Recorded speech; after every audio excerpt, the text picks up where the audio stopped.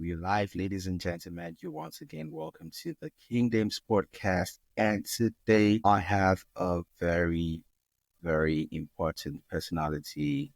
I've got Beauty and Brains in the house today. And of course, please make welcome with me all the way from Cape Town, South Africa, Anna Shilina.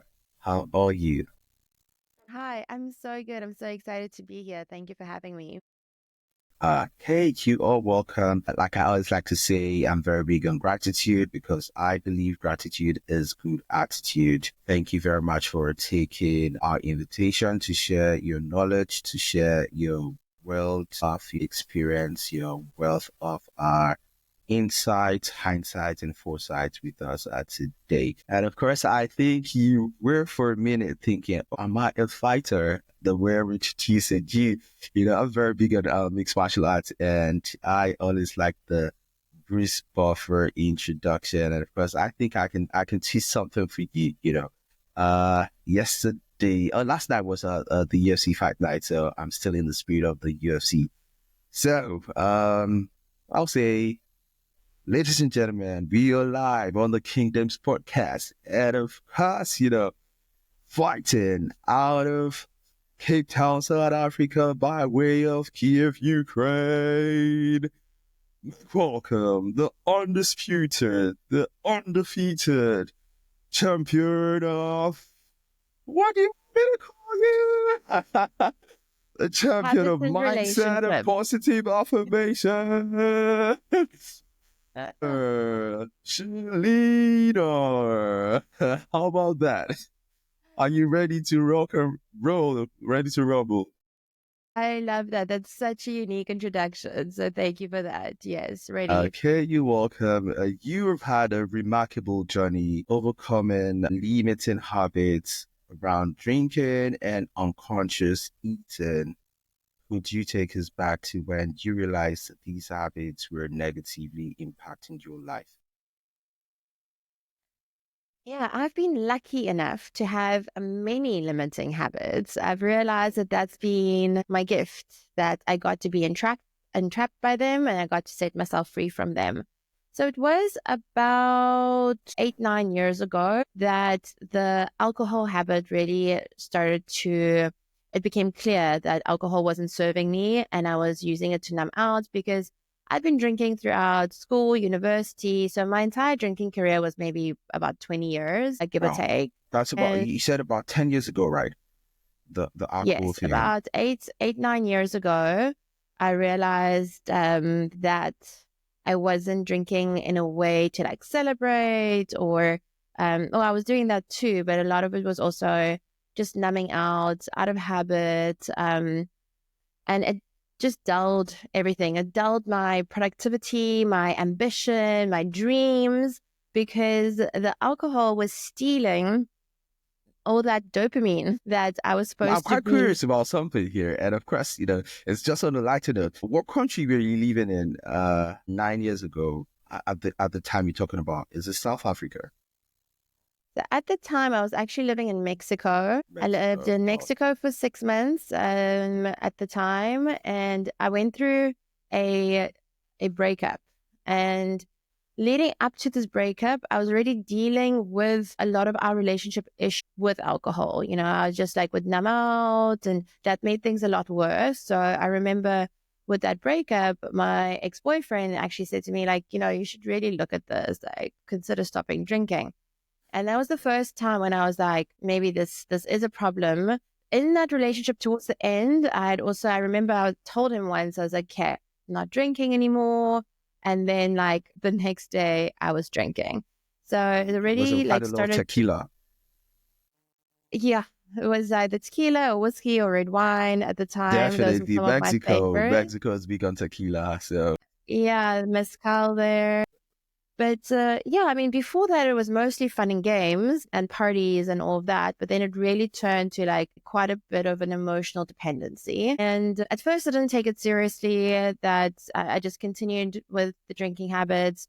And then I really noticed that, like I said, my motivation started to go down a lot. Like I could start things and had lots of ideas, but I could never finish them because the alcohol, like I said, was just stealing the dopamine that I was supposed to use on achievements and progress and getting things done and projects. But instead, at 5 p.m., 6 days a week, sometimes 7 days a week, I'd be drinking alcohol. Sometimes it was with friends, sometimes with myself. But yeah, that was 7 years from that moment. It was about 7 years of me coming to realizations, okay, this is unhealthy, trying to stop by myself. This one day, I remember I was I was living in my dream beachfront apartment, but I was shaking so badly because I was withdrawing. And I downloaded a sobriety app just to find a community so I could just like get through hour by hour, minute by minute through that day. Somehow I got through that day, and I got through maybe like 3 weeks of not drinking.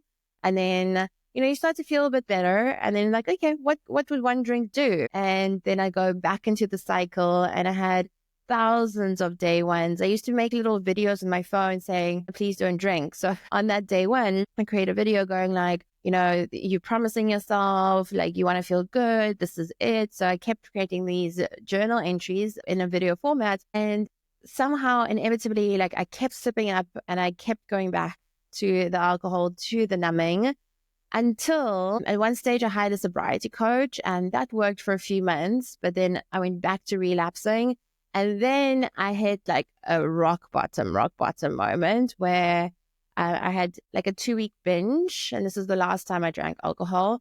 I had this like 2 week binge. I woke up from this binge just feeling so much disgust and shame. And like, I hated myself so much. That self-loathing of like, what are you doing with your life? I was so intense that I said, I'd rather not exist than feel like this ever again. And there I went back to the sobriety coach and the program, and just started doing it one day at a time. And now it's almost a year and a half later. So it was a whole series of events that kept feeling like rock bottoms. I got to understand the saying that rock bottom really does have a basement, or more accurately, rock bottom has several basements. Several basements, indeed. Or at what point you think you hit that turning point, that wake up moment, pushed you to start this journey towards, breaking free from these limiting habits? There is always that point that is significant, even though you have those so many basements.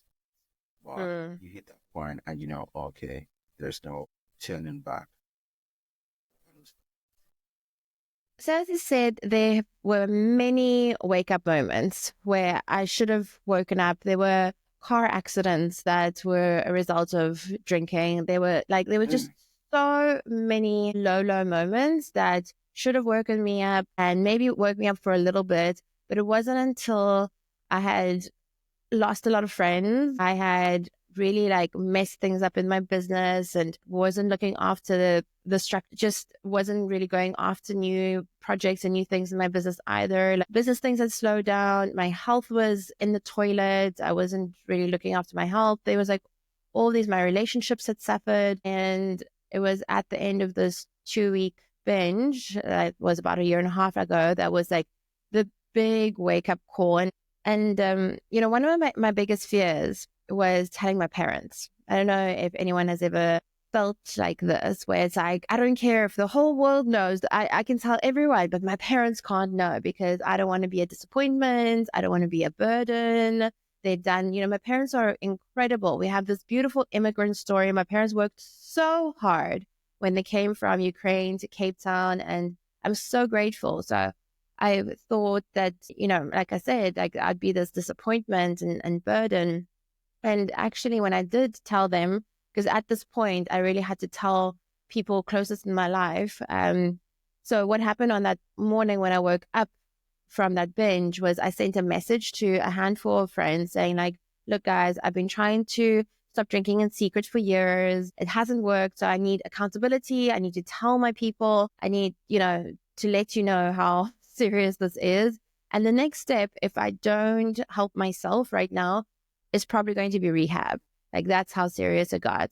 And then I remember in this message saying like, I really don't want to tell my parents because all this like internalized shame that I had. And it was the most freeing thing to tell my parents, because not only are they very supportive, and I'm the luckiest person in the world to have the parents that I have, but they were also relieved, because, you know, in our heads, sometimes we think that our struggles are very personal and internal, and nobody can see this because only I am dealing with this. But our energy speaks volumes, right? So I wasn't showing up as a great person for months and years at that stage. And so, of course, they knew something was wrong, but maybe they couldn't put their finger on it. But eventually, when I did say, like, look, you need to stop drinking, or else it's probably going to be rehab. And they were just so relieved and supportive. And they're like, whatever we need to do to help you, we'll do.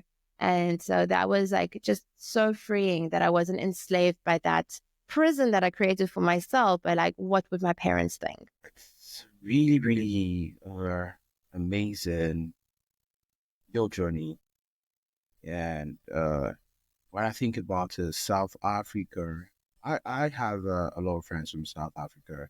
Uh, at some point, I used to make a joke with a particular friend from South Africa. By the way, the painting I have behind me was given to me by a South African friend. And I used to tell them that when I started rolling with you guys, right, I've had more alcohol in my lifetime than I've had before meeting you. So I know South Africans are heavy drinkers.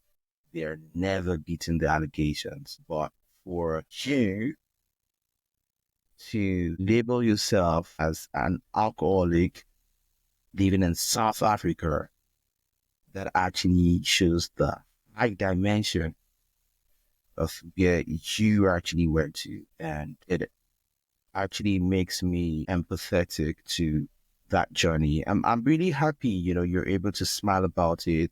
You're able to laugh about it right now.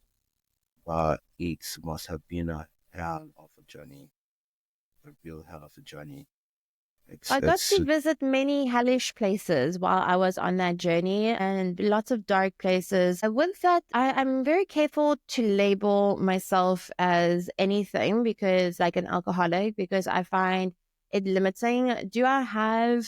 Can I have alcoholic behaviors where I use alcohol as a numbing agent? Yes.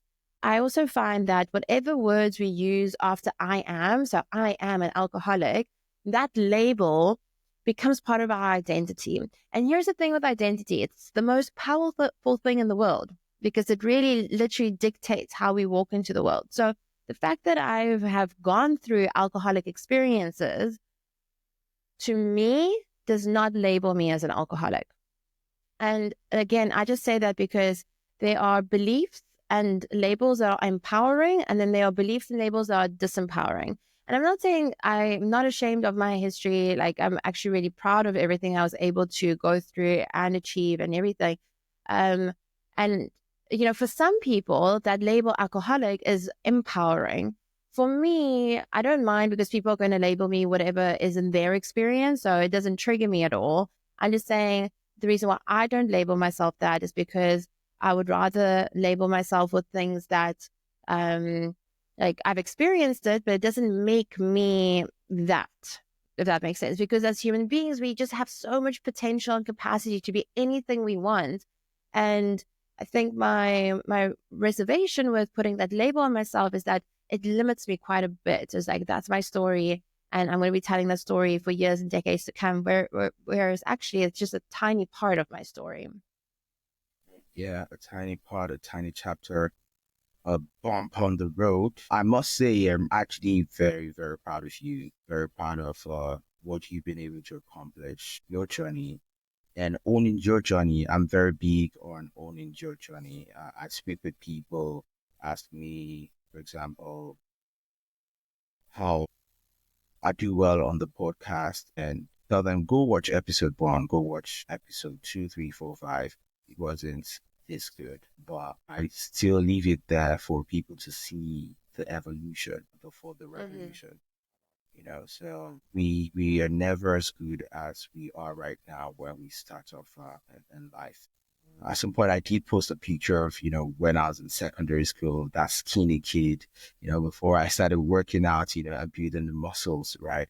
So it's all to inspire, we all have had, uh, moments in the past where we haven't been our best selves in life, but I'm very, very big on owning those moments. I was speaking with somebody recently who like wanted to take down pictures and videos, on their social media, uh, from a particular time in their life, where they weren't looking good. They felt they were looking scruffy and because we're going through certain life challenges. I'm like, leave it there. It's part of your journey. It's part of your evolution as a person.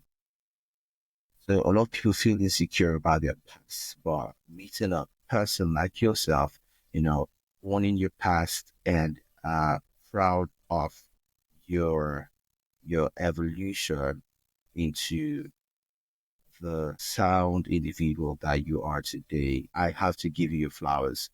I have to give you Yeah. your flowers. I And of appreciate course, those kind words. you're always welcome. You're always welcome. Uh, You mentioned that all habits are limited, right? Can you elaborate on this intriguing perspective and explain how you came to this conclusion? All habits are limiting, all beliefs are limiting. The question is, are we happy with our limits? So without limits, we are just infinite potential, right? We are just this energy, and we need the boundaries, the barriers, and the limits to bring things into existence. So I can have the healthiest habits, and they limit me at this level of health, and I'm happy with that limit. There's nothing wrong with limits.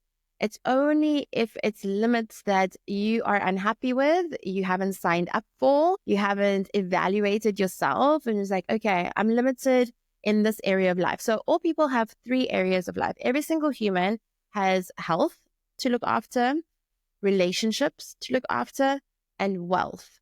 And here's the thing about these three areas of life, they never go away. It's our entire lifetime that we need all three: health, relationships, and wealth. And so when I start working with clients, I ask them, what are your limits in these three areas? What are your limits in health? What are your limits in relationships? And what are your limits in wealth and business and career right now? And being more specific that way, people can really start to break it down. I had one client who said to me, I'm not really sure what I'm doing here, coaching with this coaching session. Like, I don't think I have any bad habits. Like, I do well in business. I work out. I have great friendships. Like, I'm good. And I said to him, well, tell me about your romantic life and your personal relationship. And he looks at me a bit shy and said, well, like, he gets a bit uncomfortable. He's like, oh, like, he's in his 40s, early 40s. Like, oh, like, I haven't met my dream woman yet. And I was like, well, that's then the limitation that you are invited Thank you, to Junior. look at, right? Because these limits look different for different people. And so it would be very hard to find a human being with no limits anywhere in those three areas. So to be completely honest with oneself, the hardest part of the whole habit freedom journey that I write about is probably that radical, painful honesty with yourself. Because it's so easy for us to justify anything to ourselves. Like I said I was going to gym, but I didn't because this and this was in my way and that was in my way and this and this and this, right? So justification is like the easy part. But to be brutally honest and say like, okay, in life, results and excuses are mutually exclusive. So if I don't have the results that I'm looking for in these three areas, and I do have limitations in those three areas, then what are the excuses that I've been making? And what are the excuses that I'd like to start to let go of? I grew up with that philosophy. There's no excuse for failure in life. My parents were always drumming that into our ears. There's no excuse for failure in life.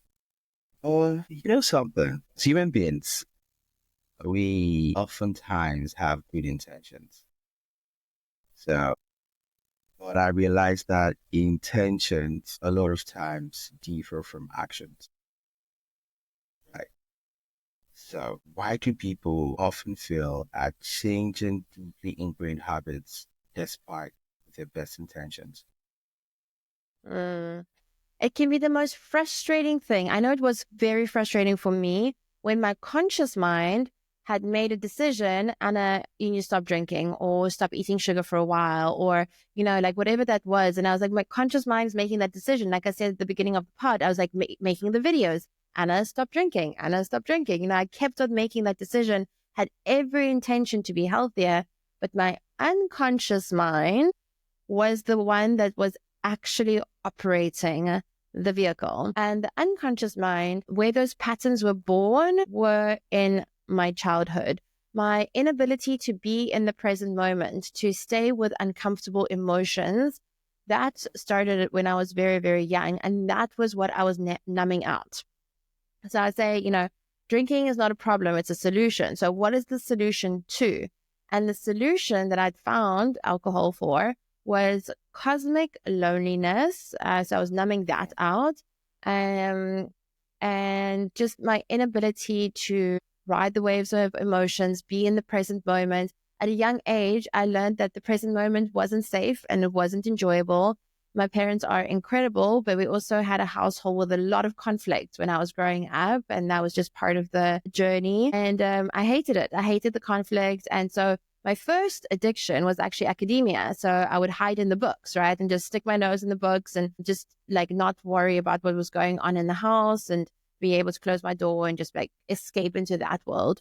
And so it's really no surprise that when I found alcohol around the age of 15, that I took to it like a fish to water, because it was another escape from the present moment, because I hadn't learned to be in the present moment. I hadn't learned to ride the emotions of the waves of my emotions. I hadn't learned to self-regulate. And so I was using alcohol to regulate for many, many years. And so despite my best conscious intentions, my unconscious mind and my unconscious vehicle, which was driven by that inner child that didn't feel safe in the world, didn't feel connected, like that loneliness that I described, had been a companion of mine throughout most of my life. And until I really went to the root of the problem and addressed that loneliness and reparenting my inner child, meaning I, as an adult, gave my inner child all the things that she needed. So, when my parents were immigrating and they were working a lot, like the thing that I was missing was their attention and time, right? Even though they gave us everything that they could have and they did the best they can, I believe that all parents always do. As a child, the thing that I perceived was missing was connection and relationships, right? And so I had to really, as an adult, give those things to myself so that there was no need for the alcohol to give me that. So it was only after I worked on the inner child, connected with my inner child, reparented my inner child. And even to this day, if I have a craving to dissociate and numb out, whether it's like scrolling on social media or whatever it is, or sometimes with food, I'll go through a day or a few days where I'm like not eating very consciously. Then I have to reconnect with that inner child, because like that child doesn't go away, but it does become less and less in the driver's seat when we become conscious of where those patterns come from, right? So just because I was just dealing with it on a surface level and not going deeper, that's why it took me so long. And that's why my clients have such quick results with habit freedom and with releasing whatever habit they have, is because we go to the root, to where that pattern was born and created, and dissembling it from there. It's actually very, very deep, and there is a lot to unpack here.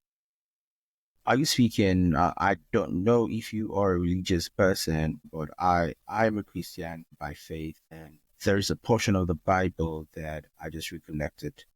That's Matthew chapter 26, verse 41, and it says, "Watch and pray that ye enter not into temptation. The spirit indeed is willing, but the flesh is weak." So that portion of the scripture actually reminds me of, how you have intentions, but your actions, lead to something else, because the spirit and the flesh are two different, entities. And it seems like the flesh, the body is always, in the driver's seat, like you rightly said. Mm-hmm. And it's really, really tough. But did you at any point undergo therapy? Have I ever been to therapy? I do currently go to therapy.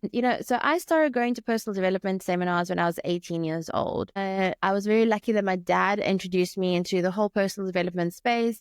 I've been to so many different programs and seminars. I've also done many, many different ceremonies, plant medicine ceremonies, just every healing modality that you can picture. I lived in Bali for 5 years, so I was exposed to the breath work and the yoga and the meditation. I've been to meditation Breathwork. centers, breath Fantastic. work. Yes. And then traditional talk therapy, I've also been exposed to quite a bit more in my later years. I had lots of coaches before that. It took me a while to find the right therapist because I'm a human behavior specialist and I study human behavior. I can self-analyze almost anything, right? Which is one of the most frustrating things because like I really should be able to figure this out for myself, like I can figure it out for other people. Why can't I figure it out for myself? And eventually I came to the realization that we all have blind spots. And despite I could know every single thing, but the fact of the matter is we need other people to show us our blind spots. So I need professionals, as professional as I am, I need professionals to help me as well. I absolutely love therapy. It is about finding the right therapist. I fired many therapists, to be honest. But yeah, it's been a really great help in just continuing because the school of ourselves never ends. It's like some periods, like recently, I found that I've been in life in general, just like upgraded to a different level of Anna school. And so I'm learning more things about myself than I ever imagined I would ever need to. And this is after decades of self-development and therapies and ceremonies and everything. And so it's very exciting to know that I'll always be able to learn things about myself. And so, yeah, that's where I find therapy is very, very helpful. These are helpful, and I did envisage that from something you spoke about, and that is reparenting your inner child. A lot of people walk around with our trauma, unaddressed trauma, especially, in the part of the world where we come from, Africa. I grew up in Nigeria, and a lot of the people in what I say my parents' generation or our parents' generation. I want to believe you are a millennial, right? I'm a millennial myself. I'm 32 years old, and moving from Africa to Europe, I see the cultural differences, and I see the difference between the approach to mental health. In Africa, mental health is often dismissed. However, in Europe, they're more open towards the concept of mental health, and that helps a lot of people to, I say, find an easier path towards addressing their childhood traumas. Because you have a beautiful immigrant story. I'm an immigrant myself, and I can attest to how difficult, extremely difficult it is, adapting to another society, another economy. It's not funny. It's not easy in any way, shape, or form. And something always has to give. Unfortunately, you have to be denied that attention, right? And that, moral support, that emotional support that you would probably have had from your parents if you guys had stayed back in Ukraine. Well, think about it. They did what they could do because, life is tough. And you being grown up yourself now, you realize it more that these guys did a hell of a job, even though they did, drop the ball in certain areas. So It's that it's definitely leads, not a sub story. I don't feel bad about like I actually appreciate that what I experienced is exactly what I needed to experience to be exactly where I am today. I wouldn't change a single thing. Mm. Yeah, but like your pathway, if it were like certain different individuals, and of course, I'll say in a way you've been quite fortunate, because you could have ended up, as one of the bad statistics, but definitely me being a person of faith, I believe that God actually has a very special purpose for your life. You have a unique grace and you're actually blessed to be a blessing to this generation, because sometimes we go through like really, really dark parts in life in order for us to have a strong story, to be a motivation, right? To be a light in our generation. And of course, you are one of, such brilliant, shining lights. And you should always be appreciated. Yeah. In terms of the willpower is not enough to change habits, right? So what then is the real key to creating that lasting change? So willpower is very powerful and only lasts in short bursts. And so the most important thing is to use the willpower when we get it to make the changes, but obviously not rely on it, right? It's like having a lighter, and you know that a lighter is going to light a candle, but instead of that's willpower, it's this lighter. But instead of just understanding that the purpose of the lighter of willpower is to light the candle, you just hold the lighter down. Eventually, you're going to hurt your finger and the light is going to go out because it's not designed to just be on. It's designed to light up the candle. That's similar to willpower, right? So willpower can light the candle, but what is that willpower lighting? That's the question. And the thing that the willpower is lighting is actually identity. So what we need to then shift for a lasting change to stick is our identity. And I briefly touched on this earlier, saying if anything we put after the words I am, the most powerful words in the English language, because that's what we identify with. Let me give you an example. If I say I am an athlete, then there's no question that I get up at 6 and go to gym immediately, because that's just who I am, right? And that I fuel my body with healthy, nutrient-dense foods because I'm an athlete and I'm a performer, and that's what I do. So I believe we're all athletes of life on the spectrum of many different levels, right? So if you label yourself as an athlete, how would you wake up? What would you do differently? Would you be drinking that wine at the end of the night? So it's like really about that identity. Like I'm healthy. I value my longevity. Want to live a very long life. I'm a family person. I value relationships. I want to stick around for relationships and friendships and family for as long as possible. Like, what are all those things that build up your identity? I love to say, when values are clear, decisions are easy. One of my favorite things to remember: when values are clear, decisions are easy. So if I have a decision, do I go to gym or not? Well, let me look at my values. And my values are then tied to my identity. Well, my values are health, right? My identity is that I'm a healthy, fit, strong, energetic person. Well, then the decision to go to gym is easy. I don't even have to think twice about it. It's only when the values are unclear, I'm like, do I want to be healthy? Do I want to be healthy? And the identity is unclear, that decision becomes murky and difficult. One of the heaviest things in the world, if not the heaviest thing, is an unmade decision. So a lot of us, for me, I was sitting in this gray zone of like my identity. Like, do I want to be the party girl and the drinker and numbing out? No, but I hadn't fully committed to the decision of becoming the best version of myself, where I wake up every morning refreshed, in love with life, motivated, creating cool things, connecting with great people, building my business. I hadn't fully committed to that. And so that decision was the heaviest thing in the world until I finally had no other choice. Well, I felt like I had no other choice but to make it. Because the other thing that I figured out, which really helped me on the journey with food and with alcohol and with doom scrolling and with binge watching series, was like, if I don't stop now, if I don't figure it out now, I'm just delaying the suffering, delaying the pain. I have to figure it out tomorrow or next week or next year or in 10 years' time or in my next lifetime. Eventually it has to stop, right? And so when I realized like, okay, well, eventually it has to stop.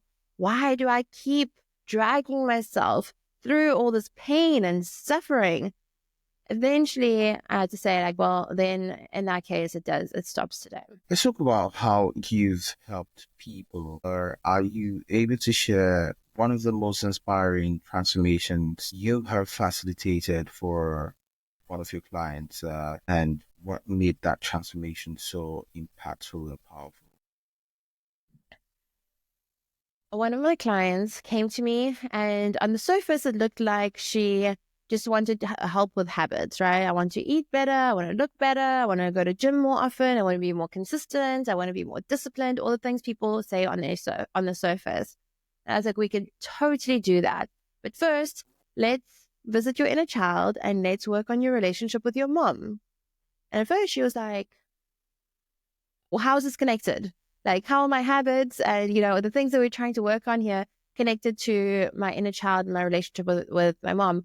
So we worked through a lot of things that have happened. And she comes back a week later and she's like, Anna, could this be working so fast?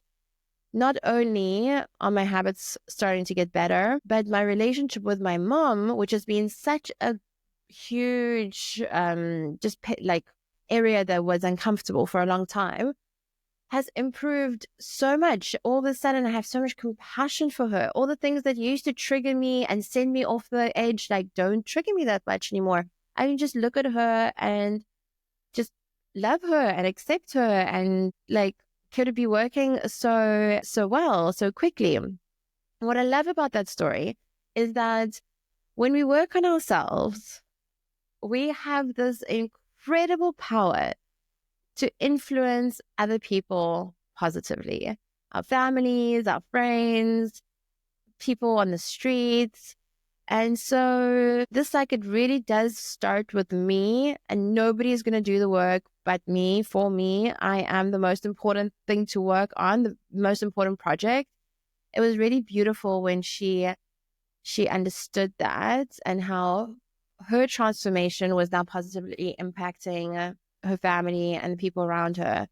So I always love to see those ripple effects, because people think they're just going to get healthier and eat better or stop drinking or go to gym more, or work on their business or whatever. But in actuality, it has this huge ripple effect, and eventually the whole world benefits from it. So you've suggested that daily habits might unknowingly sabotage our relationships with the people around us.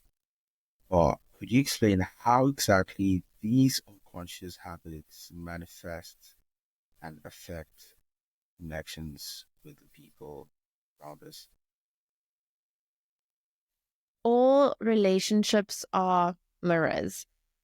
The whole world is a mirror, if we choose to see it that way, meaning that our relationships are reflecting back to us things that we like about ourselves and love about ourselves, and things we don't like about ourselves, right? So oftentimes people will have some kind of grievance or something happen in their business relationship with their business partner, or their personal relationship, or a best friend or something. And it's like, "Ah, I feel so betrayed, like someone really lied to me," or this is just an example, right? Like, I feel like angry, upset, and frustrated, and betrayed, and then when we turn that mirror and look at, well, if all relationships are a mirror, then where am I betraying two people? One, where am I betraying myself?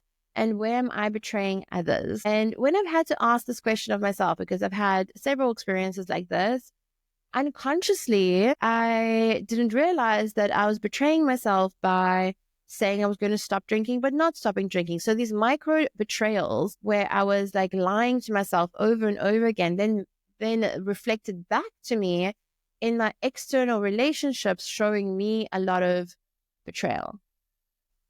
So the more good I am with myself, where I keep my own word, where I'm kind to myself, when I respect myself, I love myself, I trust myself, all of a sudden the relationships on the outside reflect those back to me.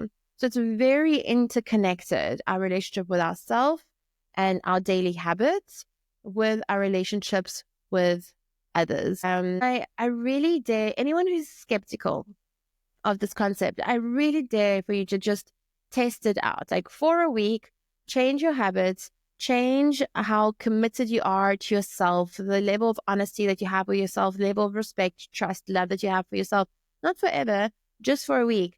And just see if anything changes in your relationships. And I would bet my bottom dollar that if you pay attention enough, it definitely does change things. So in your experience, what are some common habits that contribute to loneliness or disconnection, and how do we start addressing them? Loneliness is a huge epidemic that's literally killing people. It's deadly. Loneliness is deadly. And our phones, technology and our phones, they have lots of value. There's no good or bad. It's just some things are useful and some things are not. But because they're designed to literally harvest our energy and disconnect us from other people, so that because our energy and attention for that day is finite. So if I'm pouring my energy, time, and attention into a device, then that is being taken away from the connection, the heart to heart, the real person to person interactions that I could be having. And again, this device is hijacking my dopamine. So it's giving me like minuscule, cheap dopamine hits by flicking through the videos or reading something that just tickles my brain enough. But the real dopamine I'm supposed to be getting is from connecting with a friend and being vulnerable and sharing something scary and actively listening to their things. And that's where we're supposed to get all the feel good things from, not a little black box that's in our hand. And the thing is, it's easy to just flick on your phone or switch something on. I used to doom scroll. This is so embarrassing to admit, and I hate that I actually have to admit this, but like I used to doom scroll not for hours at a time. I used to doom scroll for days at a time sometimes. It was one of those trying to regulate, because all of a sudden I couldn't numb out with alcohol anymore, or I tried to stop drinking. But because I still didn't have that regulation and those regulation skills, I would just siphon all of my energy for hours and hours and sometimes days at a time. It would make me feel so disgusting. But I couldn't stop because I hadn't addressed the underlying, what I was self-medicating, which was that loneliness and the disconnection. And when I addressed that, then I went out in the world and actually created a life that I was in love with. Surround myself with people that I love connecting with and having experiences and adventures and creating memories that thrill me and light me up and have me excited. There is no space then for all the numbing things like doom scrolling, drinking alcohol, binging a series, just overeating. At the end of the day, we are up against, as human beings, these huge technology geniuses, and they're so smart in getting us addicted and numbing out. And so to take our power back, right, to really go like, I'm in control of my time and my energy, and I'm no longer happy with feeling lonely and disconnected. I want to actually change this feeling. I don't want it anymore. There will be a period of discomfort where you put the phone down and you delete all the apps or some of the apps, depending on what your particular habits are. There'll be that discomfort. Maybe you'll read a book or two about changing habits and really get invested in understanding yourself and where this numbing behavior comes from. And then making that decision, I identify as going back to creating that identity for ourselves. Like the identity that I'm creating is that I'm a connected person, that I am, I'm a villager. I love that saying that, like, no, everybody wants a village, but nobody wants to be a villager. So it's like, okay, how do I go out there and become a villager so that I can have a village. It's the only way. You have to become that villager to have the village that you're craving. You've actually shared a lot of insight and there's a lot to unpack. But I would like to delve into practical strategies, or exercises that you would recommend to someone that is looking to break free from a limiting habits today. But before you have your take on it, something that really touched me was, the whole tech problem that we're having today. It's really, really a big menace how technological devices, that were created to help us have been a disaster in this age and time. We seem to be losing control. It seems like it's controlling us, not us, controlling these devices. For me personally, my phone is permanently on Do Not Disturb. A lot of people are not happy about it, but it is what it is, the phone does not control me. I control the phone. I attend to it, whenever I want to attend to it. It's crazy how, if your phone is not on D&D, notifications would always come pop in. And it's funny how, most notifications that come in are not urgent. They might be important, but they're not urgent. So urgency is something you need to address, in real time. In this age and time, we tend to have a confusion between something that is urgent and something that is important. And that actually messes with our decision making. But to, your recommendations for breaking free from limiting habits, I would like for you to touch on as well the mindset shifts that are crucial in helping people to change habits. Okay, so the first huge mindset shift is you don't have to do it alone. And it's actually highly, highly recommended that you don't, because when you step into a group of people who are also dedicated to breaking free from limiting habits, living their best lives, enhancing performance, enriching relationships, then all those excuses that came so naturally to you and all those justifications start to fall away, because that standard of that group is holding you to that account. It is so much easier to make this change with other people. So that could be, if it's a health transformation, you could find a group locally or at your gym or wherever. Online, there's so many communities connected to the Habit Freedom book that I wrote. We have the Habit Freedom Mastermind, where a lot of people are supporting each other in transforming their habits. And so just finding other people who, A, realize they don't want to live with limiting habits, and B, want to do it together, because it's that much more effective and fun when you do it with other people. So we've lived in such a siloed world. Like, we think our problems are so unique and only we can figure it out. And we live in these like siloed world with our phones, just going like, it's me and my phone. Whereas when we look up and go like, oh my gosh, other people have figured out a solution to this problem, I'll be able to figure it out. And even better, when I learn from people who have figured it out and I connect with them, it'll be so much faster. So really letting go of that soul warrior that I have to do it myself or else like nobody can help me. That is also a very limiting belief. So letting go of that belief and stepping into like, okay, where can I get the support that I need? Who else is on this journey? And how do I connect with them? Is a huge mindset shift and one of the first steps for anyone looking to change their habits. The one exercise I really get people to do, clients to do, is write out in detail all of the pain that this habit is causing you. Say, for example, you don't love how you look in your clothes or how you feel in your skin, and you don't love your eating habits. And I've been there. In last year, I released 15 plus kilograms, it's like 30 pounds, something like that, from eating a lot more consciously. And yes, it is also connected with not drinking, because all of a sudden I could take stock of what was going into my body. But say if that is something that's really bothering you, is like eating better, feeling better, looking better, then write out like for pages, like 3 or 4 pages by hand, all of the pain that this limiting habit with eating unconsciously is causing you. You do not have to visit rock bottom, because we've got this thing that animals do not. Human beings have an imagination. So if we can tap into, with our imagination, all of that darkness and depth and pain of a rock bottom by writing it out and imagining it, it's like, okay, this is all the pain that it's caused.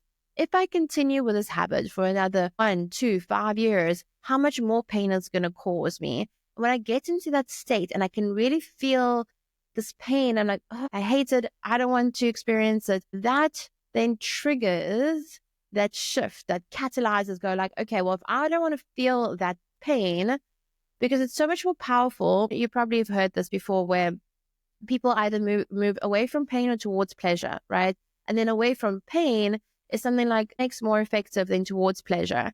So this way, when you get so clear on the pain of this habit, where you're like, ew, like why would I do this to myself? You know, what happens is we delude ourselves, and we just visit the pain a little bit. It's like, oh, there's a bit of a hangover, or there's a bit of a like my jeans aren't fitting that tight, and we like just incrementally visit the pain. But if we just intentionally dive into that pain, feel it for a moment, and don't be scared of it. Like, not to be scared of it is the biggest thing. And you want to feel it with the intention of it creating that catalyst moment.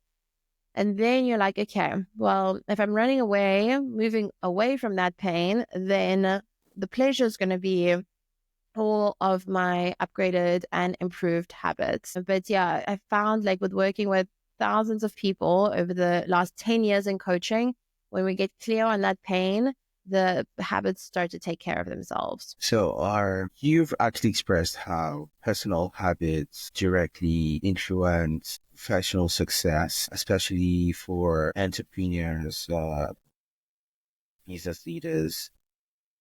Can you illustrate how improving relationship with oneself can lead to greater achievements in career and business?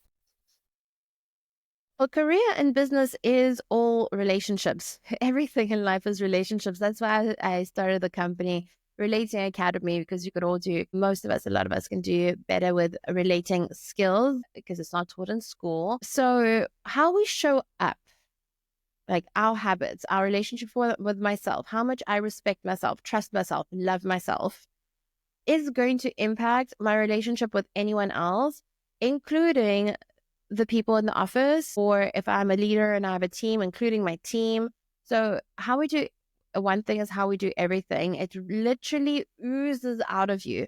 We, again, live in this delusion that we think that our problems are secret and nobody knows it, and what we're thinking is secret. A lot of the things that we're thinking are not as secret as people think that they are. And, you know, there's this saying, what you eat in private shows in public. Have you ever heard that? I've heard that. And of course, have you heard this saying, Delulu is the new Solulu? Yes, but I mean, there's different levels of Delulu. So here's the thing. I really believe that what we think in private shows in public. If you have incongruent, inconsistent thoughts about yourself, about other people, that shows up in public by virtue of your results, by virtue of your relationships. People can feel you. We are energetic, electronic beings, electric beings. We have electricity. We have this field, right? So beyond, and even like beyond what we say, our communication with words is so little compared to what people are experiencing of us, with our energy and our gestures and how we show up and how we stand and how we sit and how we walk. All of these things are important. And obviously, those habits that you do in private are going to impact every single relationship in your life, including the ones in business. So I'm sorry to actually segue into what I say. What you say reminded me of another Bible scripture. You know, it is from Matthew chapter 6. It says, "But when thou doest alms, let not thy left hand know what thy right hand doeth, that thine alms be in secret, and thy Father which seeth thee in secret himself shall reward thee openly. So basically, anything that happens, in secret definitely has a reward in open. Interesting. So we are nearing the end of our session, and it has been nothing short of impactful. Your experiences really, really, rich, even though it had to be painful. You had to go through the pains so that, people in the world would make massive gains. So if our listeners could just, get three simple things, that they can activate starting from today or starting from tomorrow morning to jumpstart their journey towards personal transformation, what would those three tips be? The first one would be just to realize that now is the only time that exists because, I used to have this habit of just listening to podcasts, reading the books, audiobooks, buying books, more podcasts, more this, and never really implementing the things that I learned. So the Paralysis first by thing analysis. is to really stop bullshitting yourself, going like, I've just spent an hour listening to this. It must mean that it's important to me. And if I don't make the change in my limiting habits today, I'm going to have to make it tomorrow or the next day or the next year. And tomorrow, it doesn't get easier. In fact, tomorrow it gets harder. And then every single day that you don't break the limiting habit, it gets harder and harder. Why? Well, because today, if I say yes to the limiting habit, if I say yes to, say the limiting habit is eating sugar, if I say yes to that limiting habit today, that neural pathway gets rewarded and gets more and more ingrained. And biologically, it becomes stronger. So by the time I try to break this habit tomorrow, there is no universe in which it's easier tomorrow or the next day. Vaping actually comes to mind. That's like such a huge problem these days with we're like, oh, I'll smoke for a little bit more, I'll vape for a little bit more. And it's just like, it's tomorrow, I promise you.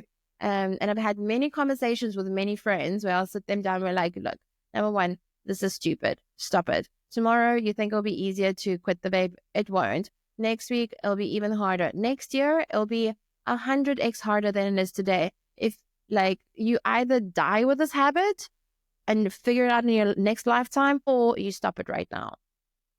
So really understanding that now is the only time to set yourself free because tomorrow is just another now. Now is the easiest it will ever get, will just transform your life immediately. So how about for those people who have tried repeatedly to keep failing and failing and failing? What's your advice to them? Oh, this is my favorite question because I used to keep failing and failing and failing repeatedly.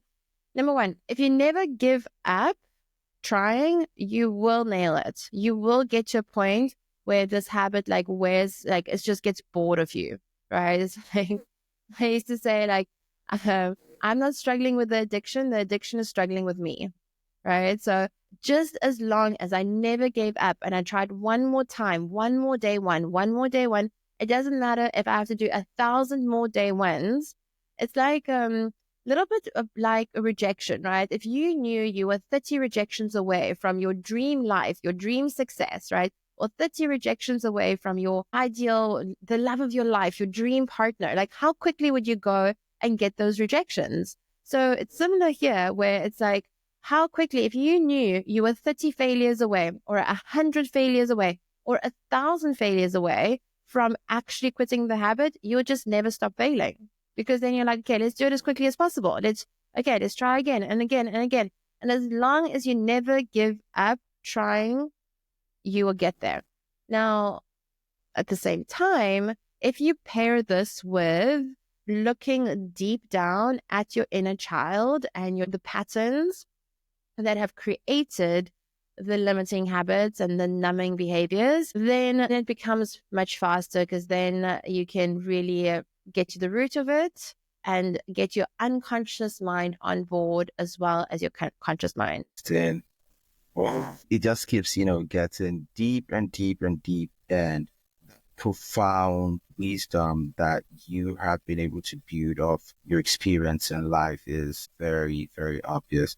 They say experience is the best teacher, right? But you don't always have to experience it yourself. You can always learn of the experiences of other people. And I'm grateful that you have taken your time out today to enable myself and my audience to learn of your experience. I love what you said about, continuously trying, there's a saying where I come from, Nigeria. They say, "Never give up, now mess up." It's pidgin English, meaning it's the person that gives up that actually messes up.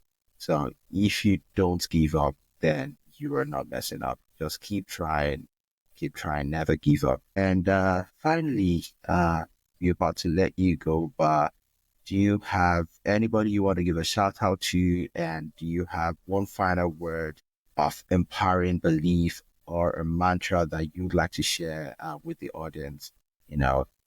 That they take away from this conversation. If they don't take anything away, what's that one thing that they must leave with? One shout out is to you, Ademola. Thank you so much for having me on and creating Wow. such an Love, amazing love and respect to you. platform, and asking such great questions, and sharing the love and the wisdom in the world. So thank you. Huge shout out. Another shout out is to anyone who is on this journey of breaking free of limiting habits. You are becoming the person that you once needed. That's really hard to do. Not a lot of people are going to do that. So being in that leadership position that you are, I really salute you. And I know that it's hard and it's going to be worth it. And on that note, the one mantra that I love helping people really live comes in the form of 5 words. So if you just put your hand out, say your left hand, and there's 5 words, which is do the hard thing now. So if you just remember these 5 words, Do and the hard sometimes I'll thing forget as now. well. Sometimes I want to do the easy thing. And you know what? Such is life. Humans do easy things and hard things, but the more I do the hard things, the easier my life becomes. So when I get confused, I'm like, should I do the easy thing and give into this habit, or should I do the hard thing and reinforce the freedom habit? What I do, I take my hand out and I do the hard thing now. Damn it, I got to do the hard thing. Because again, tomorrow it doesn't get easier, it gets much harder. So the easiest it's going to ever get is right now. So my parting words, as I just said, is do the hard thing now. Hey, and of course, speaking of doing the hard thing now, it is hard for me to say goodbye, but I have to say goodbye to you. I guess that is the hardest thing I have to do today, because we could go on and on and on, tapping from your wealth of wisdom. Like I like to say, gratitude is good attitude. I am really, really grateful for your time today. And of course, I also like to say somebody shares their time with you, they're also sharing their life with you. Of course, the SI unit for measuring life is time. Thank you very much. God bless you. I pray that you achieve greater heights in life, greater impact in life, and of course, greater levels of self fulfillment and accomplishment for yourself. And I am very proud of you personally, and I hope that you're proud of yourself. And of course, your people are super, super proud of you.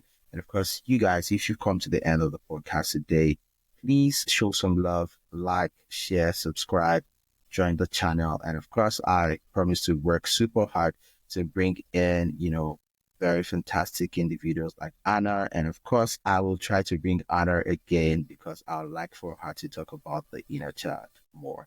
So for me, it is goodbye, love and respect to you guys. Till we see again. Bye.